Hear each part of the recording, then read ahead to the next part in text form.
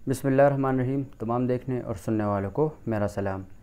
आज भी हमारे पास डिस्कस करने को काफ़ी ज़्यादा और काफ़ी इंटरेस्टिंग न्यूज़ है, जिनमें सबसे सरफ़हरिस्त जो न्यूज़ है वो है तहरीक इंसाफ के हवाले से। खान साहब की पिछली जो 4 साल हुकूमत है उसके हवाले से कल एक ख़बर आई थी कि ऑडिटर जनरल ऑफ पाकिस्तान ने पिछले 4 सालों में जितने भी तोशाखाना से तहफ़ लिए गए हैं उसके ऑडिट का ऐलान कर दिया है, उसका बाकायदा आगाज़ कर दिया गया है, जो कि काफ़ी अच्छी ख़बर है और होना चाहिए, एहतसाब होना चाहिए।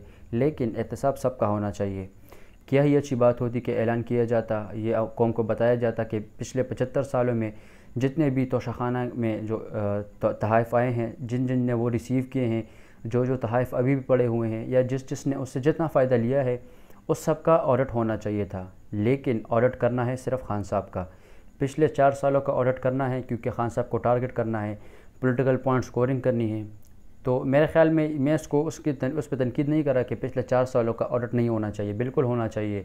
लेकिन एडिशनल जो मैं उसमें जो एडिशन कर रहा हूँ कि ऑडिट होना चाहिए था पिछले 75 सालों का, ताकि कौम को पता तो चले कि असल में कितने तहफ़ आए हुए हैं, और फिर वो कंपैरिजन कर ले खान साहब की गवर्नमेंट का और बाकी गवर्नमेंट्स का। वो ख़ुद एहतसाब कर लें आवाम के किन किन दौर में कौन कौन से तहफ़ आए हुए हैं, किस किस लीडर ने कितनी रकम जो है वो अदा करके वो तोहफ़ा जो है वो ख़ुद रिसीव किया है, ताकि कौम को पता तो चले। उसके बाद जो दूसरी जो ख़बर है वो शेख रशीद साहब के हवाले से है। उन्होंने एक प्रेस कॉन्फ्रेंस की। उस प्रेस कॉन्फ्रेंस में बातें तो उन्होंने बहुत सारी की, जिस तरह उनकी आदत है कि वो प्रेडिक्शंस वगैरह बहुत करते हैं, और जो बात दूसरे पॉलिटिशियंस नहीं करते वो भी वो कर लेते हैं। एक अजीब सी बात है, उनकी आदत है। लेकिन उसमें जो एक इम्पॉर्टेंट बात थी उन्होंने जो की, और जो मुझे भी काफ़ी इम्पॉर्टेंट लगी, उन्होंने कहा कि अगले जो 15 दिन हैं, ये जो सितंबर के जितने भी दिन रहते हैं, उन्होंने कहा कि अगले जो 15 दिन हैं वो काफ़ी ज़्यादा इम्पॉर्टेंट हैं। और असल में है भी ऐसा। जितने भी ये दिन रहते हैं सितंबर में, एक एक गुजरते दिन के साथ बहुत ज़्यादा चेंजेस आ रहे हैं। सबसे पहले तो अगर हम देखें तो इस्टेब्लिशमेंट और तहरीक इंसाफ के जो ताल्लुकात हैं उसमें काफ़ी ज़्यादा हमें चेंजेस नज़र आते हैं। फॉर एग्ज़ाम्पल अगर हम स्टार्ट में देखें तो इस्टेब्लिशमेंट एक साइड पे थी बिल्कुल, और ख़ान साहब दूसरे साइड पे थे, बिल्कुल एक दूसरे से जो है वो जुदा रास्तों पे जा रहे थे। लेकिन जैसे जैसे टाइम गुजरता गया, आपको ख़ान साहब के जो बयान थे उससे भी अंदाज़ा होता हुआ नज़र आ रहा होगा कि वो ज़्यादातर अभी वो मीर जाफ़र, मीर सादिक और जो खलाई मखलूक और जितने भी वो कहते हैं ना जानवर, उन चीज़ों से वो थोड़ा सा उन्होंने अपने आप को साइड पे कर लिया है।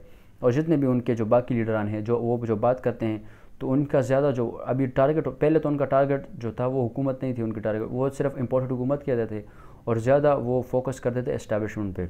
लेकिन अगर आप अभी नोट कर ले, और आपने जो लेटेस्ट उनके बयानात वगैरह सुने होंगे, तो आपने नोट किया होगा कि वो ज़्यादातर जो बात करते हैं वो हुकूमत के हवाले से करते हैं, एस्टैब्लिशमेंट को वो अभी ज़्यादा डिस्कस नहीं करते।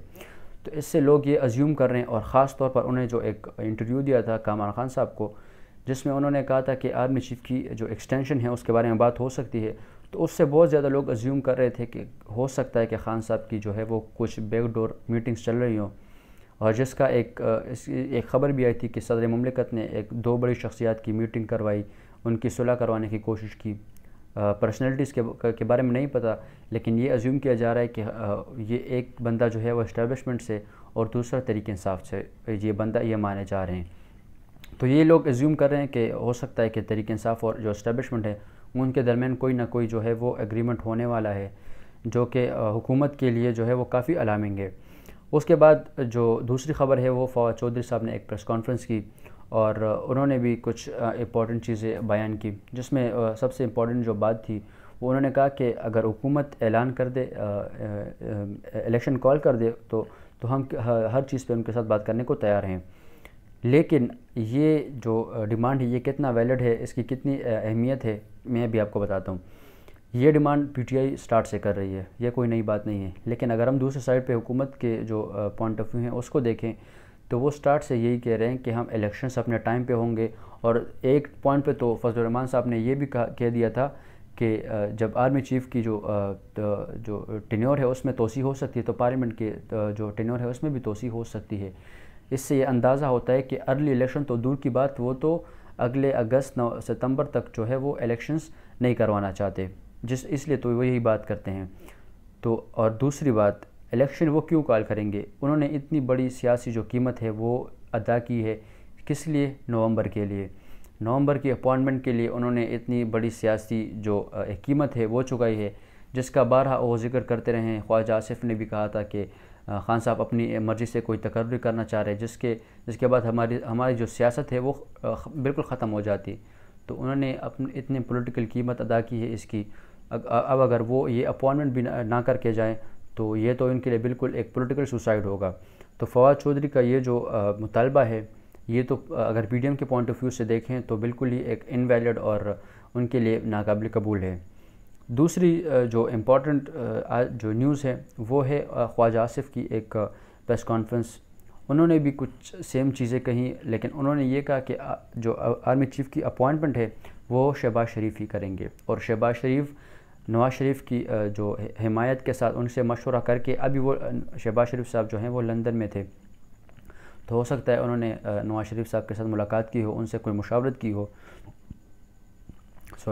ان سے مشاورت کے بعد انہوں نے کہا کہ وہ آرمی چیف کی اپوائنٹمنٹ کریں گے۔ اور یہ تو بالکل کلیئر ہے کہ ارلی الیکشنز تو ہونے نہیں والے، اور اگر ہوں گے بھی تو وہ خان صاحب نے فورس کروانے ہیں، اس طرح سے حکومت جو ہے وہ خود نہیں کروا سکتی۔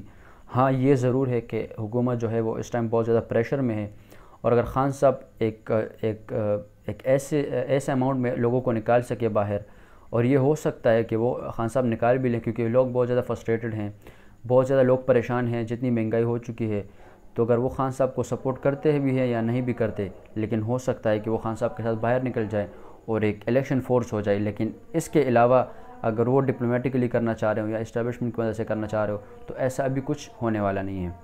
امید ہے آپ کو ویڈیو پسند آئی ہوگی، اگر پسند آئی ہو تو ویڈیو کو لائک کریں اور چینل کو سبسکرائب کریں۔